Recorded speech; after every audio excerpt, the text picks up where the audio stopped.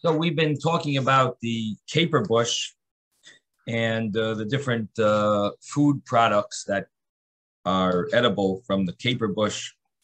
Before that, we spoke about the kaira, which was this type of soft shoots from the palm tree, and we mentioned that there was an argument between what the bracha should be on those shoots. We called it kaira. So Rav Yehuda said ha'adama creates the fruit from the ground.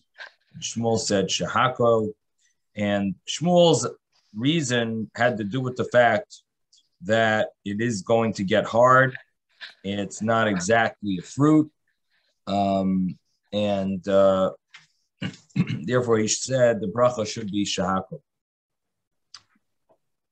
He also mentioned that Rav Yehuda's bracha bari pri adama, Rav Yehuda's view is logical because radishes is the same thing, and you say bari pri adama on radishes. So the Gemara explained that really there's a difference. It's not a very good proof. The Gemara said the difference is that radishes you plant for radishes when they're soft, but if you plant a date palm, your purpose is the dates, not for the kaira. You're not planting it for these shoots of the palm tree, and therefore it's not called the fruit of the. It's not considered like a pera. It's not considered a fruit. It's considered. It's included in the bracha of shahako. Then the Gemara jumped to capers and said, "Well, what about capers? People don't plant the caper bush for the for the leaves. They plant it for the caper berries, and yet." We see that you do recite a bracha on the leaves and on the capers. You say the bracha bari pri hadama, and on the caper berries and on the caper husks, you would say the bari pri ha'etz, creates the fruit from the tree. So Rav Nachman Bar Yitzchak said that there's a difference here. What do people plant the caper bush for? They plant it for everything. What do people plant the shoots? What do people plant the palm tree for? They plant it. They don't plant it for the shoots. And why is that? Why would that be that people plant a caper bush? They have in mind everything. And when it comes to the palm tree, they don't have in mind. And when she thought she was pulling out her taser, she hollered, "Taser."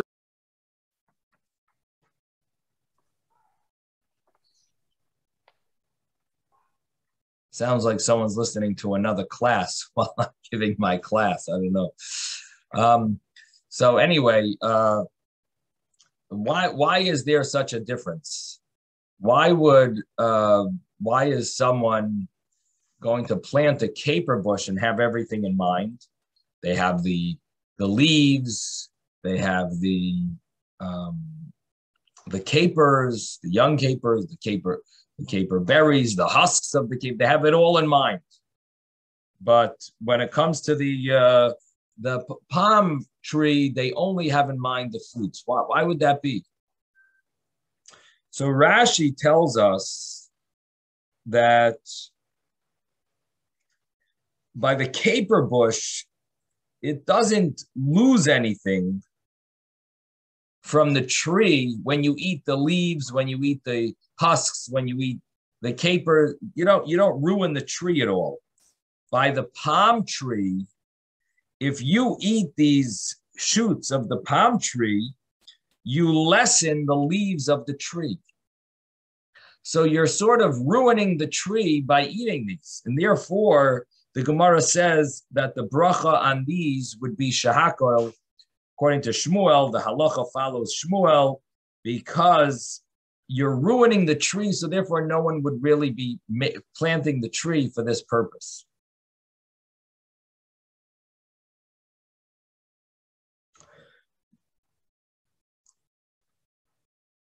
So what comes out from here is something interesting. What bracha would you recite on watermelon seeds or pumpkin seeds? What bracha would you recite for these two food items? On the one hand, people plant pumpkins for the pumpkin. And the seed is sort of just like a secondary part of the pumpkin. And would you say that people would that be the main fruit, or which would mean it would be ha'adama, or would it be given the category of shahakol, because maybe this is not really the fruit of the ground? And the same thing would be watermelon seeds.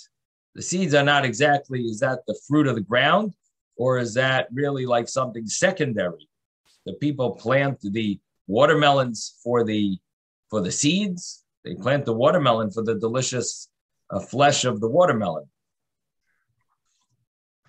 So what do you think, Susan? It has to be for those seeds are the secondary product. It's not really the original. That's secondary. Plus, you have to roast the seeds in order for them to be edible, and they can't be eaten raw because they're disgusting. So really, it has to be for the fruit, for the main fruit. The watermelon has to be for the main fruit that you say a bracha. I have a question also. Just one second. Don't ask any questions. All right. Yes. So the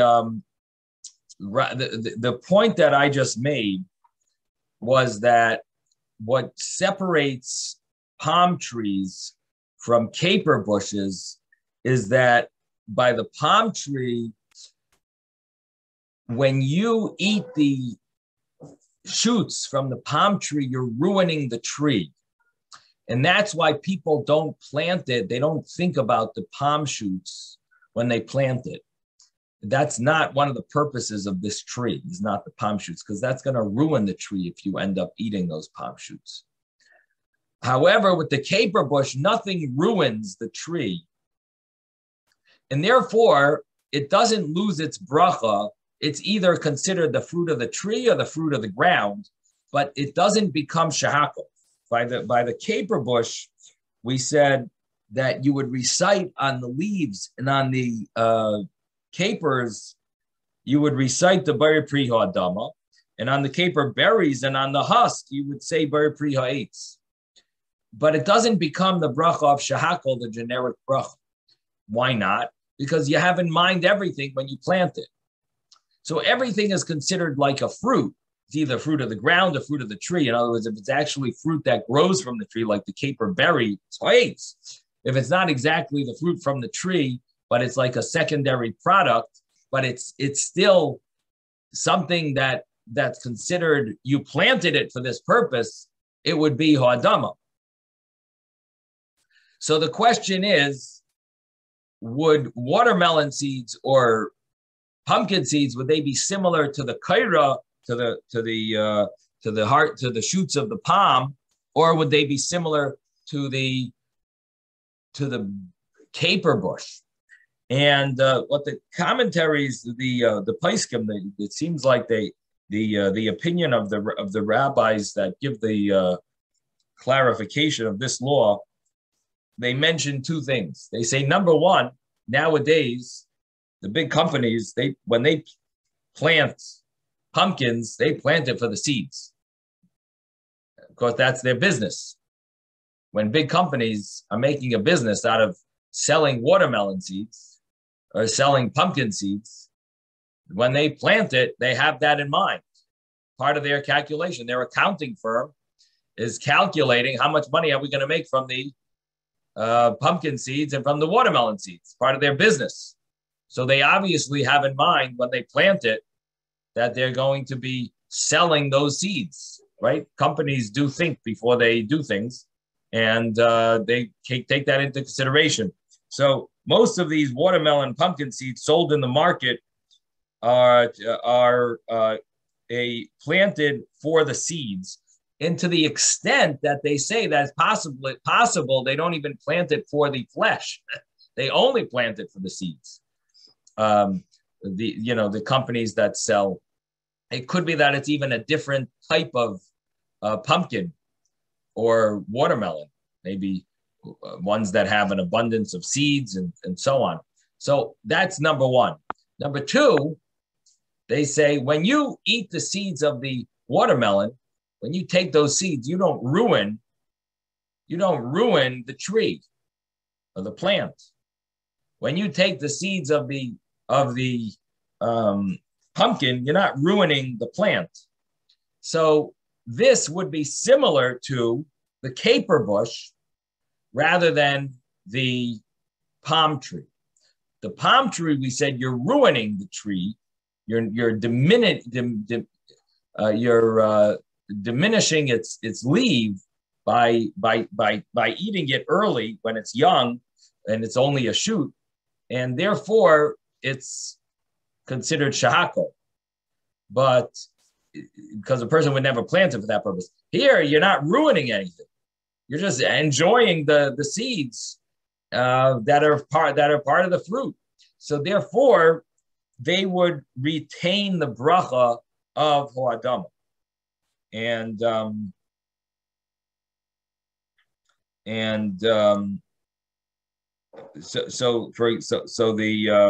bracha on the watermelon and pumpkin would be very pri ho'adama. The bracha on the pumpkin seeds and on the watermelon seeds. That's what comes out from this Gemara. So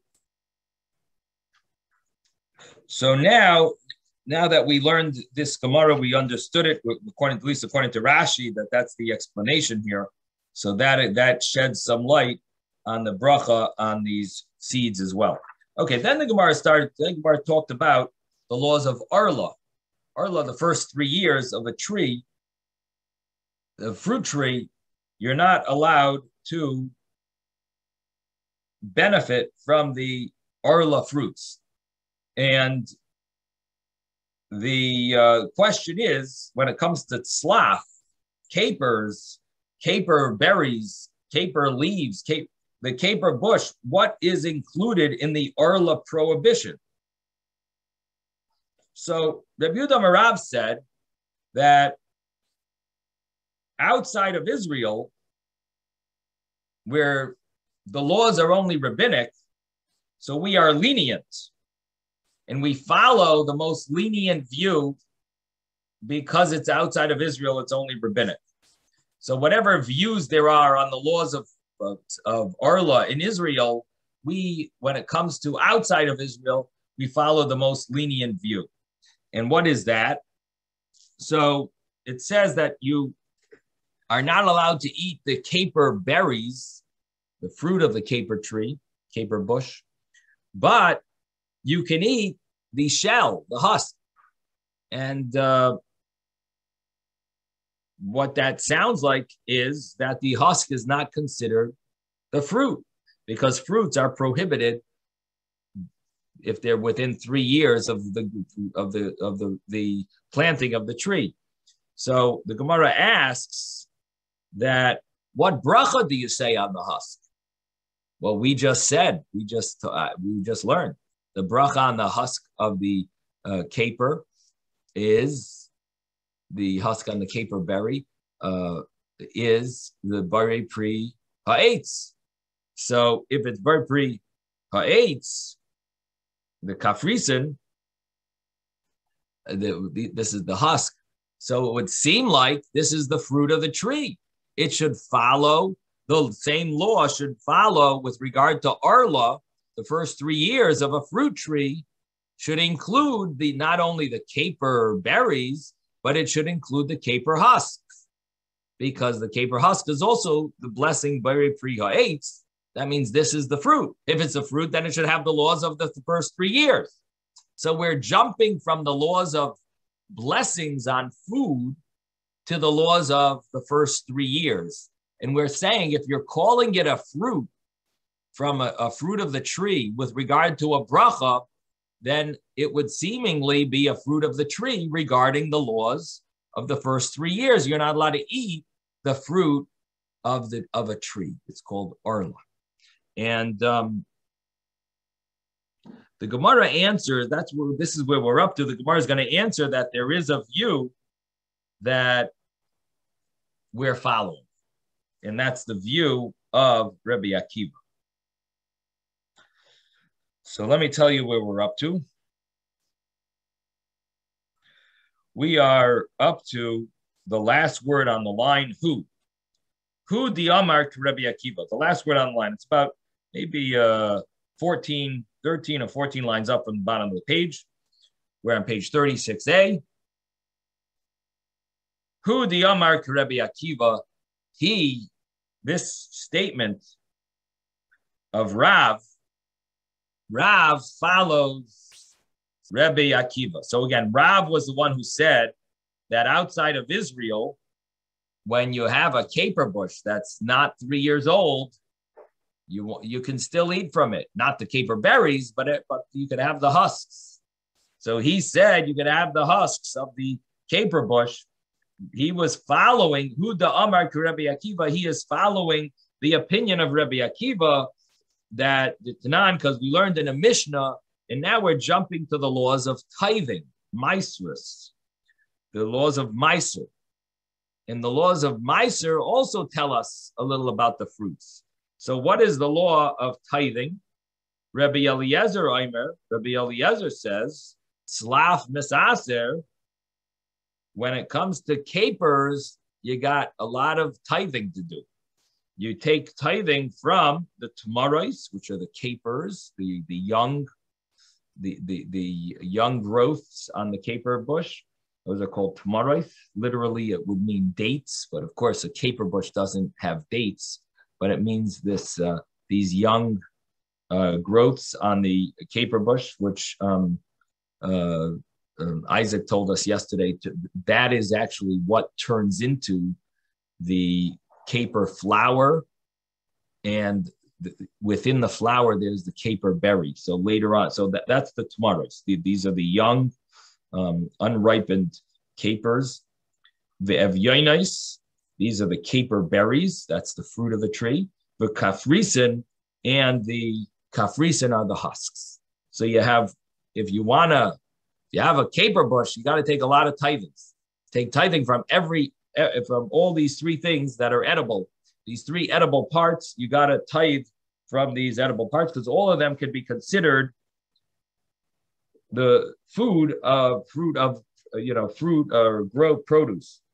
They're all called produce.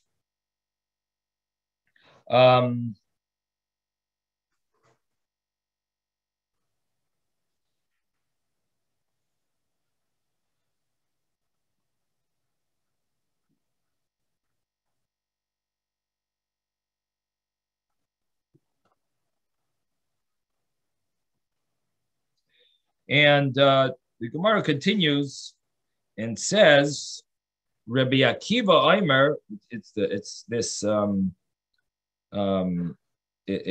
a Mishnah here, and the Mishnah has these two opinions, Rabbi Eliezer and Rabbi Akiva.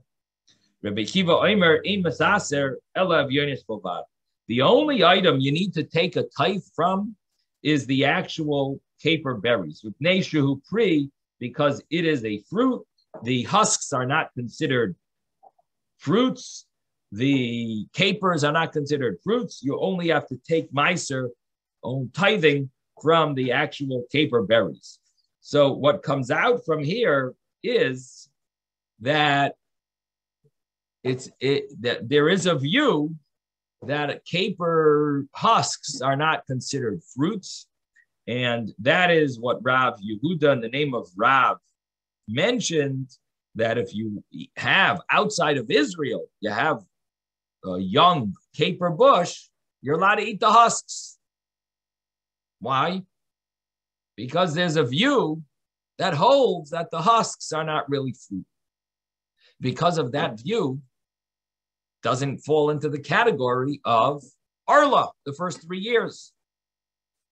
So that's the answer that the Gemara is giving. And the Gemara says, but why don't we just say, why doesn't Rabbi Yehuda Marav say that we follow Rabbi Akiva, halacha to Rabbi Akiva? That's the question of the Gemara. B'neima halacha to Rabbi Akiva. Why doesn't he just say, why does he make it like it's his own view that outside of Israel, you can eat the husks? Why doesn't he say the halacha follows Rabbi Akiva? B'neima halacha to Rabbi Akiva. Amar halacha to Rabbi Akiva. In other words, you make it like it's your own law. You're following another view. Say the halacha follows that view. Don't make it like it's your own opinion. So he says, but yeah, if I said the halacha is like Rabbi Akiva, hava amina, afilu ba'aretz, people would say even in Eretz Yisrael that would be so, and that's not true. It's only outside of Israel that you can follow this view of Rabbi Akiva. It's not that the halacha follows Rabbi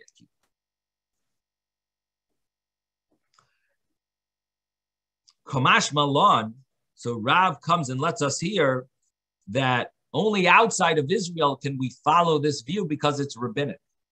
And on rabbinic matters, when it comes to Arla, we follow the lenient view. So outside of Israel is rabbinic. Inside Israel, it would be biblical. Inside Israel, you wouldn't be allowed to follow this view. It's not the final verdict in Israel. Outside of Israel, because it's rabbinic, there is room for leniency. And Rabbi Yehuda Rav says, here you can be lenient outside of Israel. But in Israel, that's not the halacha. And the reason is, he comes and lets us hear, kol hamekel ba'aretz, whichever view is lenient regarding it in Israel, laws of Arla, halacha kamaisei b'chutz la'aretz, the halacha follows that view outside of Israel.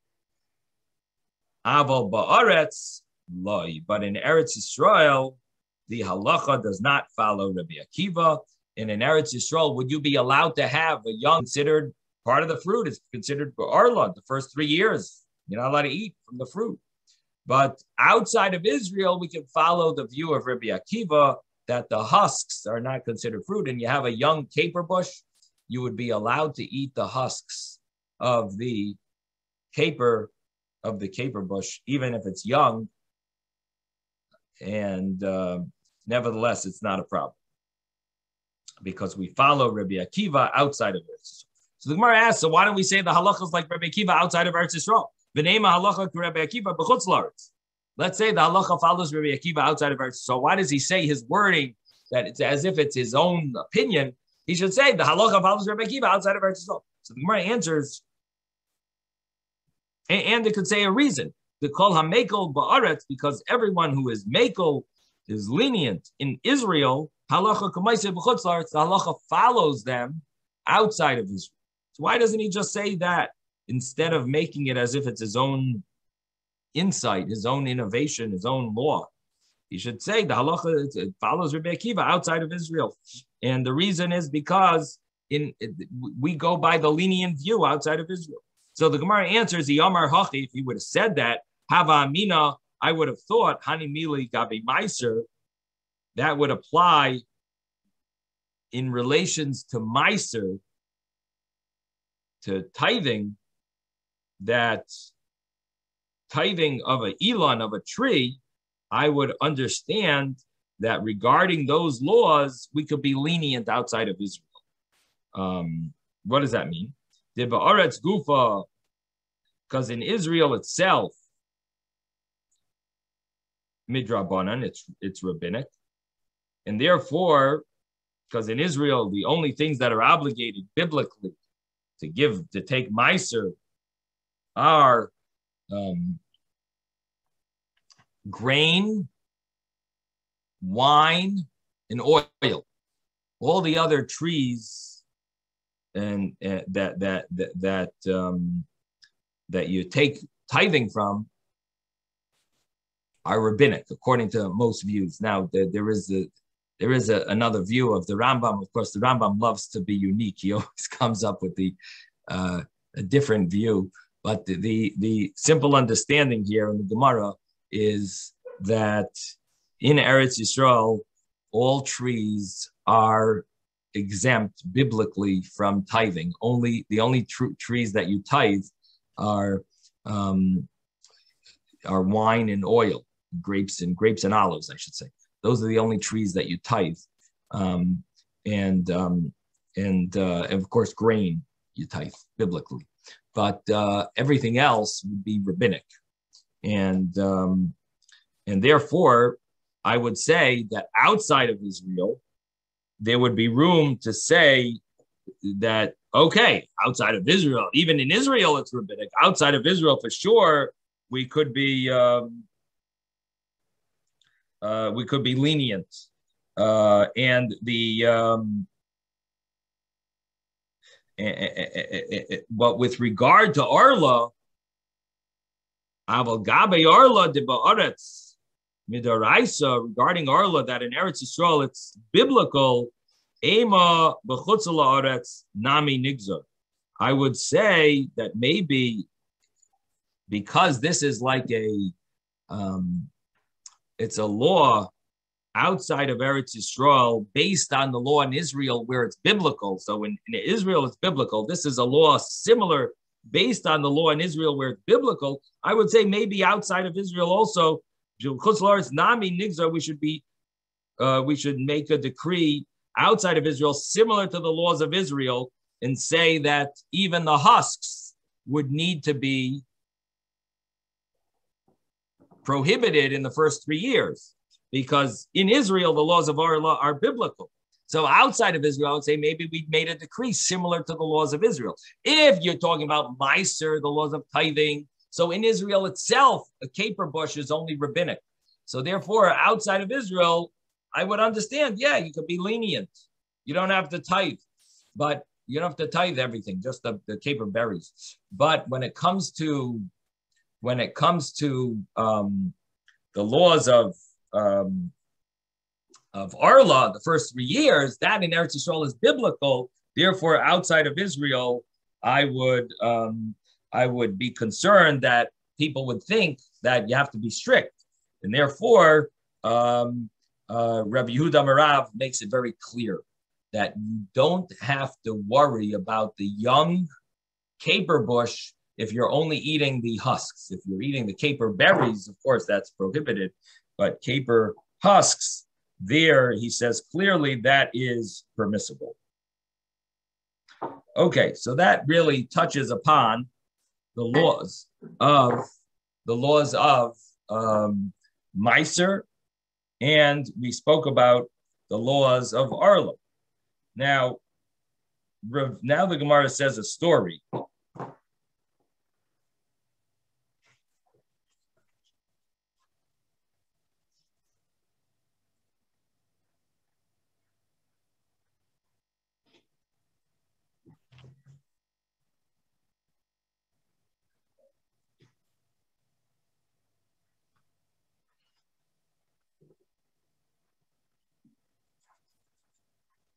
The Gemara says a story that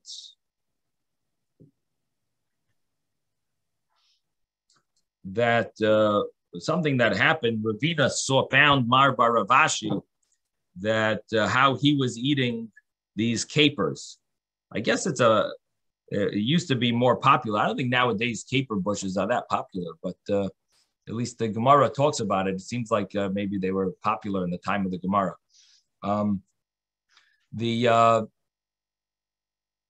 I do want to mention one thing. The Gemara that we just learned, it implies something that I thought people would ask, and I'm surprised no one's asking.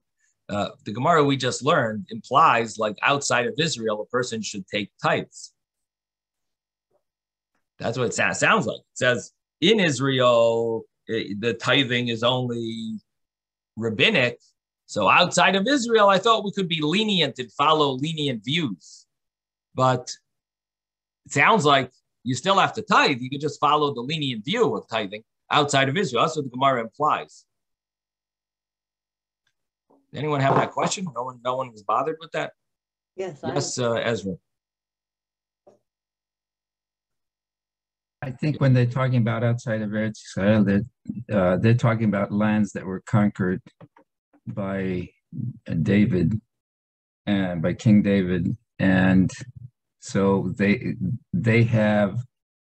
sort of a mixture of laws that also apply to Eretz Israel and laws that apply outside of Eretz Israel. So in those particular lands, you would do those kinds of things. But in the United States, unless the fruit comes from Eretz Israel, you normally don't do tithing.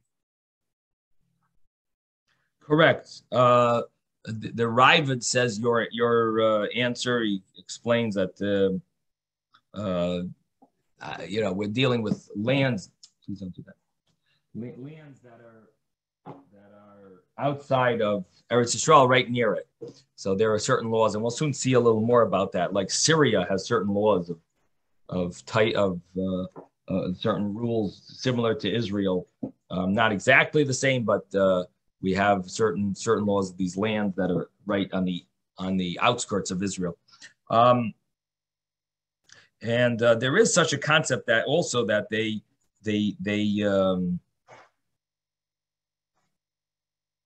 that outside of Israel, it doesn't apply to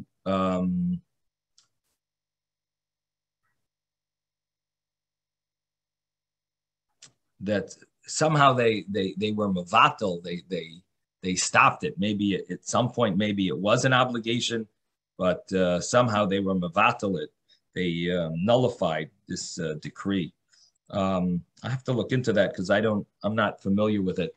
But the simple answer, of course, is what Ezra said, and that's how you understand the Gemara, that outside on the outskirts of Eretz Yisrael there are some laws with regard to tithing.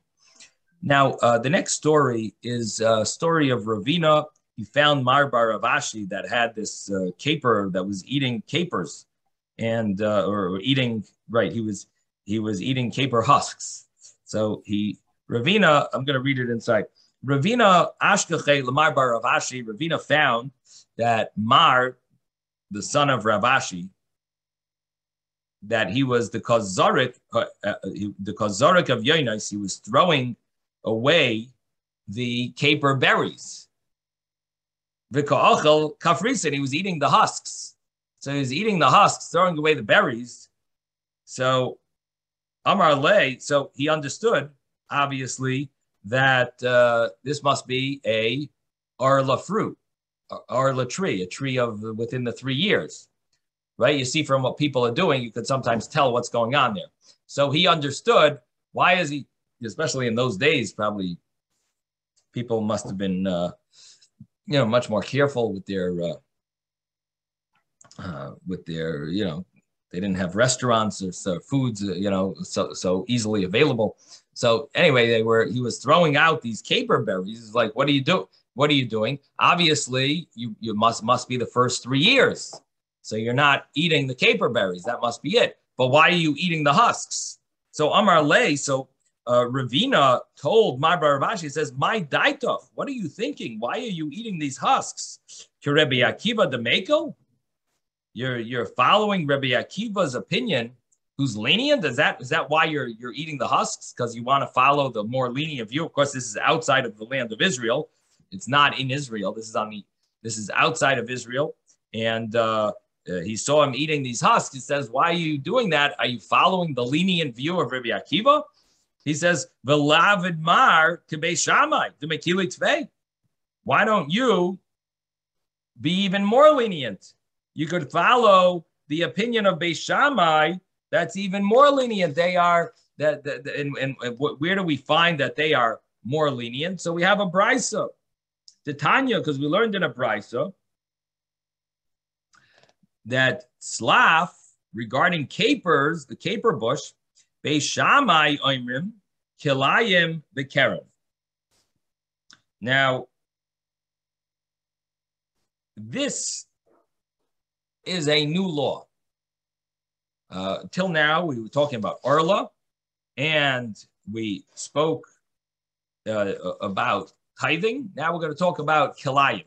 Kilayim means growing two things together that are different species. And the prohibition biblically is growing grain with the vine. That's one example, that putting a grapevine near together with grain seeds, with like wheat, that would be biblically prohibited. And additionally, two types of vegetables would be prohibited with a grapevine.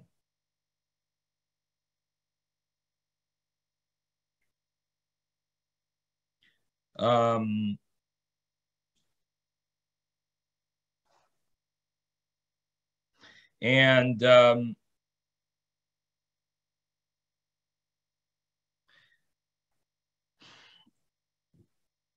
rabbis added onto that decree that you can't even plant, not only you can't plant two types of grain with the grapevine or two types of vegetables with a grapevine, but you can't even plant one with the grapevine. So initially, in other words, the biblical prohibition is two types of grain with the grapevine, and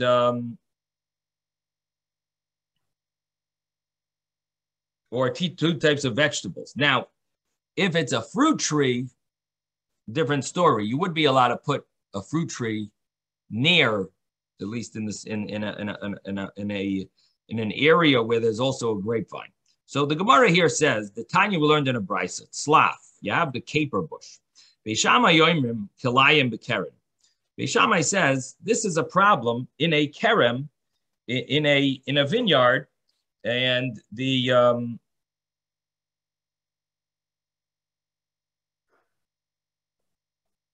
in a vineyard,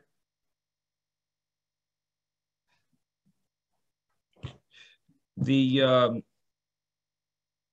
prohibition in a vineyard of planting would not apply to a tree, but would apply to a vegetable. And according to Beis Shammai, tzlaf is more of it's a bush, which is somewhere in the middle, and he's calling it like a vegetable, and it's considered kilayim. It's considered having this mixture. And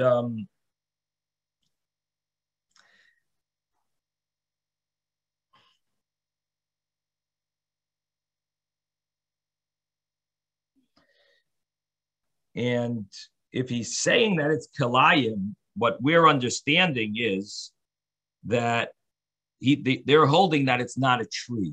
Again, let me clarify this. In order for something to be prohibited, according to this view, for planting two things together that are different species, is only if it would be considered a vegetable. If it's considered a tree, a fruit tree, that would not be in the category of kilayim. It would not fall under this rule of kilayim. And so if Beis Shammai is claiming that tzlaf, there is a prohibition of kilayim, you're not allowed to plant it near a grapevine, what that means is that he holds that tzlaf, being this bush, it's considered a vegetable and not a fruit. Now, I'm going to stop right there. Let's think for a second. If this is a vegetable, the vegetables have the laws of Arla, of the first 3 years. You're not allowed to eat the fruits. Would that apply to a vegetable? Well, it can't apply to a vegetable because vegetables only last one season and then you got to replant them. So you would never be able to eat any vegetables if the laws of Arla applied to vegetables. They don't. The laws of Arla do not apply to vegetables. They apply to fruit trees. Arla, the first 3 years of a fruit tree, you're not allowed to benefit from the fruit. But the laws of Arla, the first 3 years, don't apply to vegetables. So you could plant tomatoes or peppers or cucumbers and eat them right away. You don't have to wait 3 years. Now, if tzlaf is a vegetable, or bananas. well, bananas is question, right? You're right. Okay, it is interesting because we do recite a bar pri ha'adama on bananas, but there are opinions that it should be ha'etz, which is interesting. That it would have that category of 3 years. Outside of Israel, we sure don't have a problem. I'm just wondering in Eretz Yisrael if would they be more strict on bananas. Bananas is like a questionable tree, and so I wonder in Eretz Yisrael if they're careful when they, that the first 3. Again, we in outside of Israel we don't have to worry, but in Israel you'd have to be more strict. But I don't know. I wonder if they're careful in Eretz Yisrael, because there are practical, ramifications of halachas that come out of the fact that bananas are questionable if they're hadama. And one of them would be if you're eating a apple right before you eat a banana and recited a ha'etz on the apple, you would not recite a bracha on the banana because your ha'etz possibly tempted your banana, because there is a question if a banana is ha'etz or hadama, if it's a fruit or vegetable. But okay, Moshe, did you want to say something? Yes, I always say adamah obviously for banana, but bananas are monocots. There's dicots and monocots. But I want to also say that a fruit is considered in this country. I don't know how it is in Israel, but by its seeds that it has in the plant, in the fruit itself. Or if it's got seeds, it's a fruit. If it doesn't have seeds, it's a vegetable. What about cucumbers, squash? Cucumber, that strangely enough, that's some say it's a fruit and some say it's a vegetable. And tomatoes? Tomatoes are definitely a fruit. Well, we say hadama. Well, we say adama, but it is a fruit. Right. Anyway, peppers? Peppers also could be considered a fruit, yeah. Interesting. But they're adama, yeah. Very interesting. Okay. I have to think about the American translation of what differentiates. It's interesting. Okay. We will be looking into this further in this chapter. So stay tuned for different understandings of fruits and vegetables, because this is, part of this chapter is deciding if the brachas on certain foods are ha'etz or ha'adama. And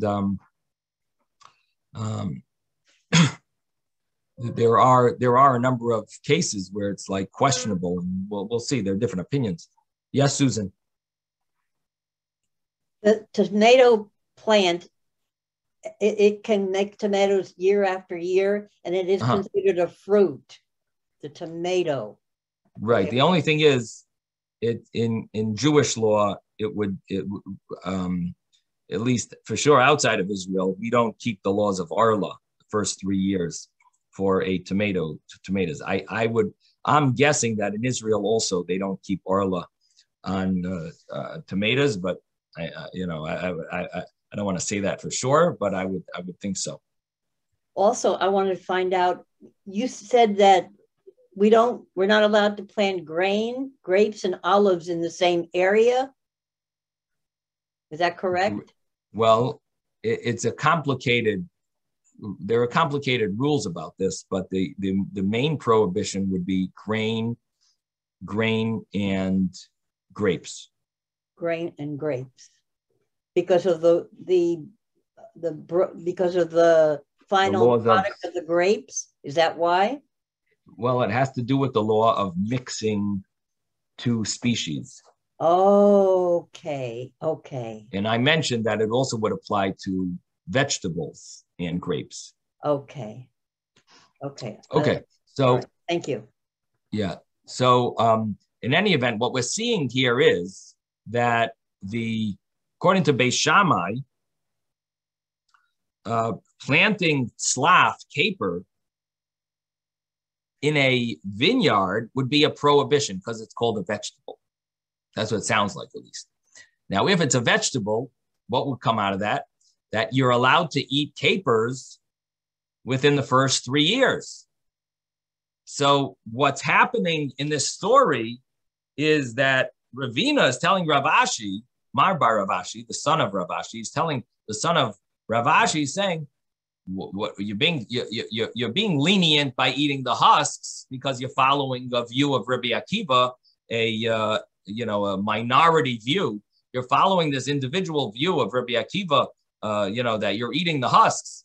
But if you're looking to be lenient, why don't you follow the view of Beis Shammai, who says that capers are vegetables, and you don't have to keep the laws of Orla in the first place. You don't have to worry at all about the first 3 years. Eat the caper berries. Why are you throwing out the berries? You want to be lenient, be lenient.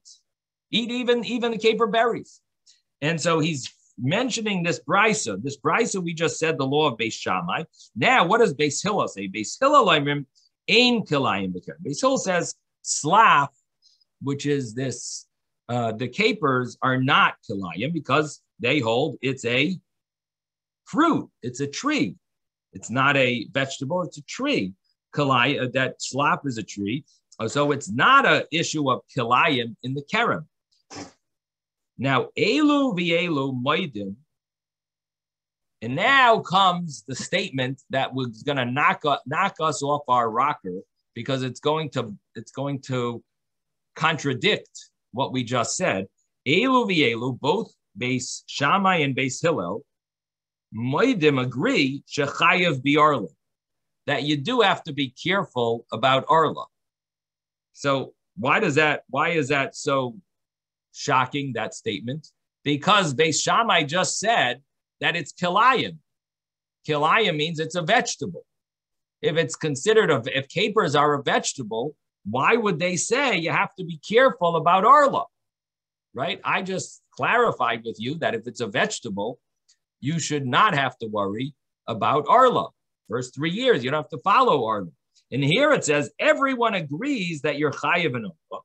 And so the Gemara, the discussion on this brisa's hagufa kasha in this itself, this brisa itself, its own words seem to contradict itself. The Gemara expounds and explains that this brisa itself seems to be a contradictory in its own words.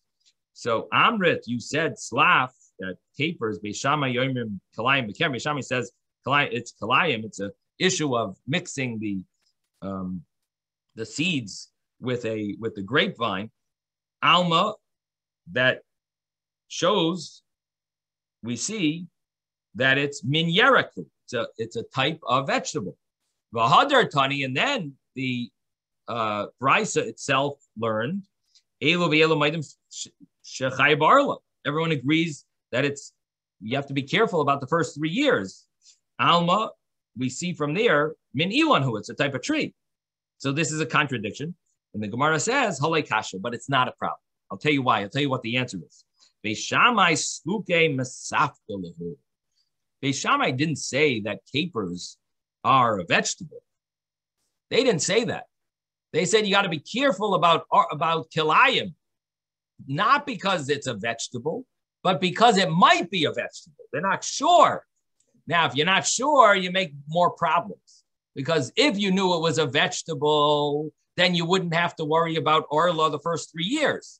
But because you're not sure if it's a vegetable, you're going to have to, you take on there are strict rules about vegetables, and there's strict rules about fruits. You're not sure if it's a vegetable, you're saying it might be a fruit, so then you're going to have to have both concerns. It might be a vegetable, you got to be careful for the laws of vegetables. It might be a fruit, you got to be concerned about the laws of fruits. Beis Shammai's masfuke masafkalahu, they were unsure.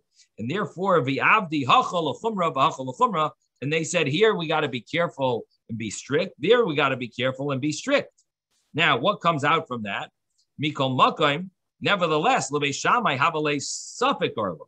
So the Gemara now is saying, the Gemara is explaining Ravina's statement. Ravina now is what he's telling Mar Bar Rav Ashi. He's telling him, listen, you want to be lenient? I have room. I found you a leniency here. What's the leniency? Beis Shammai is unsure if it's arla. Beis Shammai is unsure, right? He says it might be considered a vegetable. Tanana, we learned, Suffolk arla, if something's unsure if it is the issue of arla, Be'eretz Yisrael Asur, in Israel it's prohibited. Ubesurya, and here we have this example of what Ezra was telling us earlier. Surya was like a land, Syria. It was a land that David HaMelech conquered, and it was added to Eretz Yisrael, but it doesn't have the rules of Eretz Yisrael. And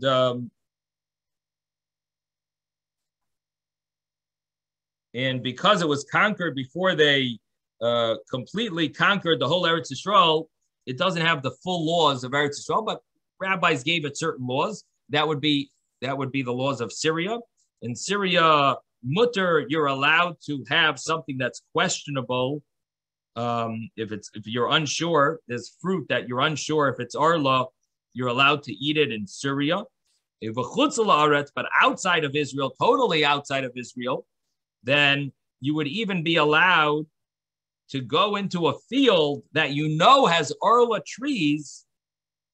Yored, you could go down there, and we turn the page now. We're on page 36b now, 36b, if you didn't turn your page. V'loikeach, you can buy from such a place a field that has trees in it that are arla. You would be allowed to buy from that place as long as you don't see him taking from the arla trees. Uvalvad shelo yirenu like it, as long as you don't see him taking from those arla trees, you would even be allowed to have. You'd be allowed to rely and hope, that it's not arla. You don't have to look into it. So outside of Israel, we're very lenient about the laws of arla.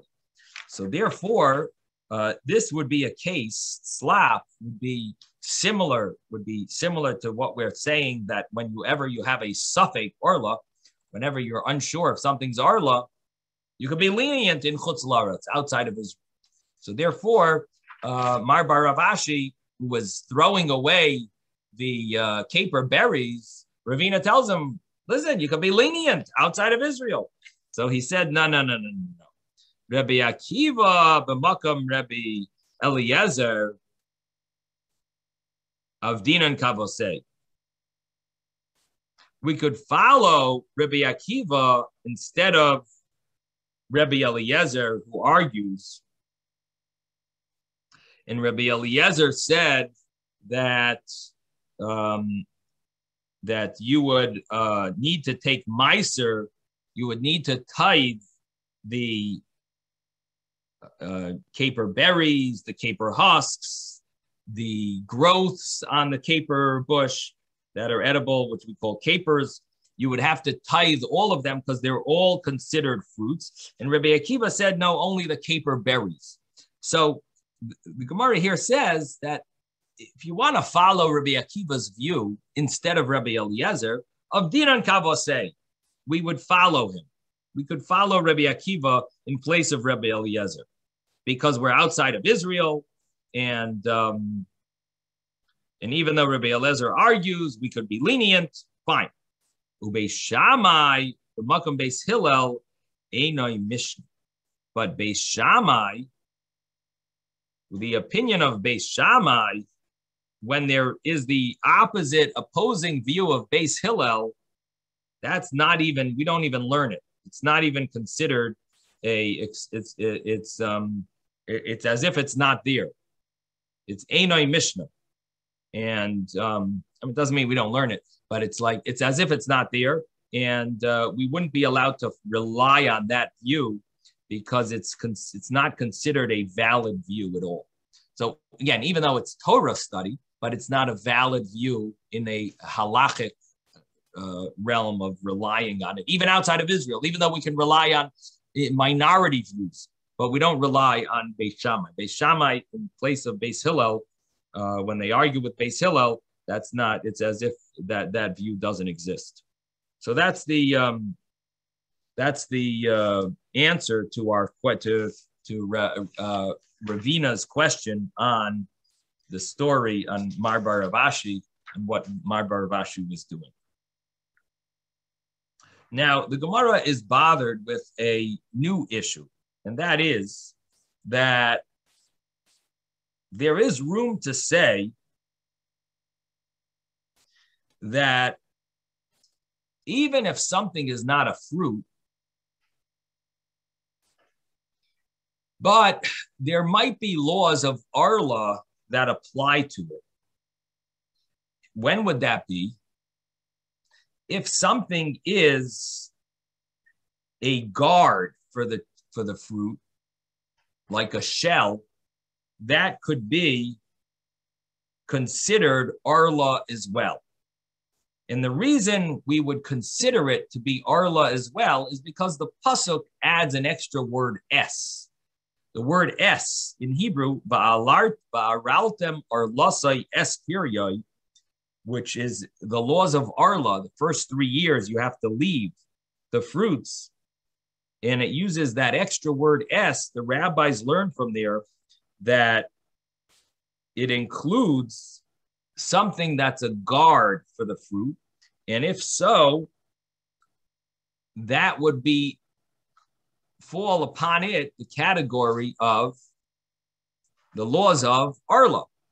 So what would come out from here is that Rabbi Akiva says you don't have to tithe the husks of the caper bush. You don't have to tithe them. Why? They're not a fruit. That's what Rabbi Akiva says. Rabbi Eliezer says, no, you got to tithe the capers, the caper berries, the caper husks. You got to tithe everything. Rabbi Akiva, no. Only the caper berries are tithe. You got to tithe. It's a fruit. What did we say? Rely on that view, and you could eat the caper husks when they're Arla. But the Gemara is going to ask now, what do you mean? You could rely on that view that they're not fruits. Doesn't help you. There's still a problem because they're considered a shomer. They're considered a guard for the fruit. They're considered the shell of the fruit would be a problem anyway for Arla, because you have to follow the law of Arla, even things that aren't fruits, if they're guards for the fruits, like the shell. So that's the next Gemara's question. The Tapuk lay, and let us take out from this that it should be prohibited for a different reason. Dinase shomer lapri, that the husks are considered a guard for the fruit. Rachmana Amar, and the Torah says, "Va'alaraltem or lasayas piryoi," you have to leave for 3 years its fruit. Es hatapel piryoi. Es includes, it adds something, things that are secondary to the fruit. Umaynihu, what would that be? Shomer lapri, something that guards the fruit, would also be prohibited with the laws of Arla. Amar Rava, heicham rinon dinasa shomer lapri. Rava says, when do we say that something becomes a guard for the fruit? Heicha deisa. Oh, so that's the Gemara's question. One second. So that's the Gemara's question, is that it should be prohibited to eat these husks because they're also a guard for the fruit. So they're, even if they're not a fruit, as Rabbi Akiva holds, but they fall into a different jurisdiction of being a guard for the fruit, and that also falls into the category that's that's prohibited for Arla. So the Gemara answers Rava's statement. Amar Rava. Rava answered. Rava says, "Heicha amrina denas Hashem lapri." When do we say such a thing? Heicha deisa bein batalish bein b'mechuber. Only when something is around, even when you harvest the fruit, the guard stays. It's there whether you harvest it or whether it's attached to the tree. Hacha, here by the caper bush, the husks are only there when it's attached. The mechuber isa, they're there when it's attached to the tree. You have the husks. The talush, when you pull out the fruit, the husk is no longer there. And therefore, it's not considered included in this law of guard for the fruits that would be prohibited during the first 3 years. And therefore, Mar Bar Avashi was allowed to eat the husks of the caper bush. So that is, but it's not the end. There's going to be another question now. But that's so far, that's where we're up to about the caper bush. We've got one more major part of this discussion. And then we get to other things. So we're going to conclude here for the day. Sei gesund, everyone. Thank you, Rabbi. Thank you, Rabbi. Have a Thank good you, Rabbi. afternoon. See you later. See you tomorrow.